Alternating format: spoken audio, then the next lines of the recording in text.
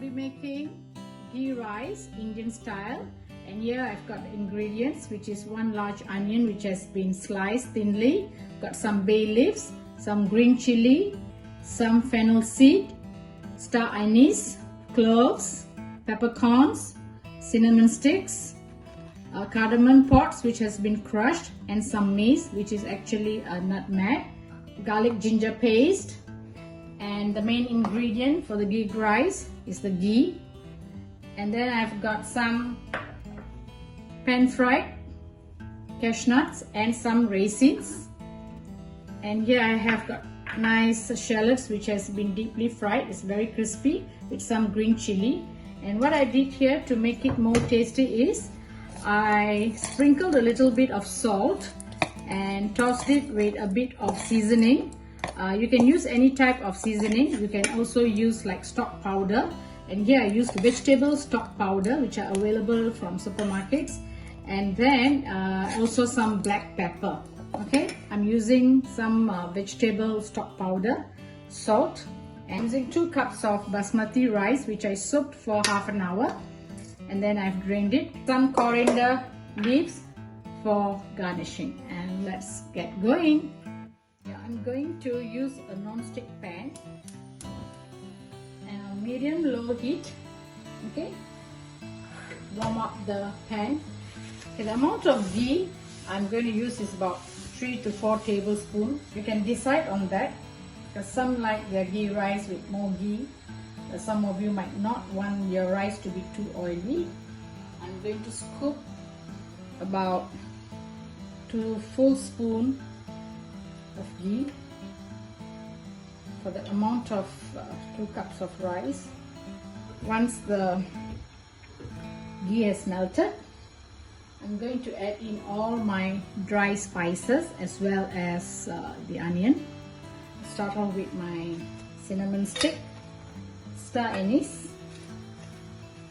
some fennel seeds, cloves, peppercorns, green chili goes in, the mace goes in. You can already smell the aroma because of the mace and other spices. Okay, for this ghee rice, I'm using water. If you want to make it a little heavier, you can actually replace the water, half the measurement of water, with milk, evaporated milk.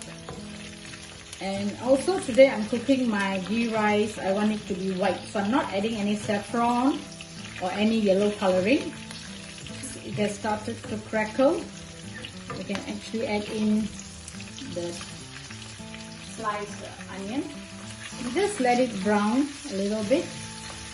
You can actually adjust your heat to high, but keep stirring. It's quite a very simple and quick dish.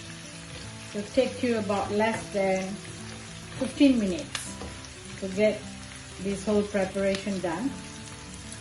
And I'm cooking it in a rice cooker. So for 2 cups of rice, I'm using about 3.5 cups of water. And I'm using long grain basmati rice. And well, if you're cooking your rice in the rice cooker, what happens is like halfway through, when the rice is almost done, you can actually open and check. If you find that your rice is not moist or it's a bit dry, you can sprinkle some water. And then you can use a fork to fluff the rice. And then allow it to continue to cook. Now I will be adding, let's say, about 2 heaped spoons, that means a full spoon, okay, of ginger garlic. You should not use too much of ginger garlic paste because then it will overpower the basmati rice flavor. Okay, what you should do now is you see that the garlic ginger paste is getting cooked and it's like almost done. Do not dry it up, okay? It's still keep it moist. Lower the heat, slightly lower, maybe to medium low. You may add the salt and the seasoning now, or you may choose to add after adding in the rice. And I'm not using cold water or tap water. I'm using a little bit of lukewarm water. It makes the rice more fluffy. So usually we use 1 cup of rice to 1.5 cups of water. But when we are cooking like ghee rice and all that, you can pour in a little, a half cup extra. So it makes it more fluffy and moist. Just going to put in a little bit more ghee, just a little bit. And then I'm going to add in my water, which is 3.5 cups. I'm going to add my salt. The salt and some seasoning, vegetable seasoning. Is actually garlic and onion powder, which are easily available from supermarkets. If you do not want to use the seasoning, it's fine. You taste.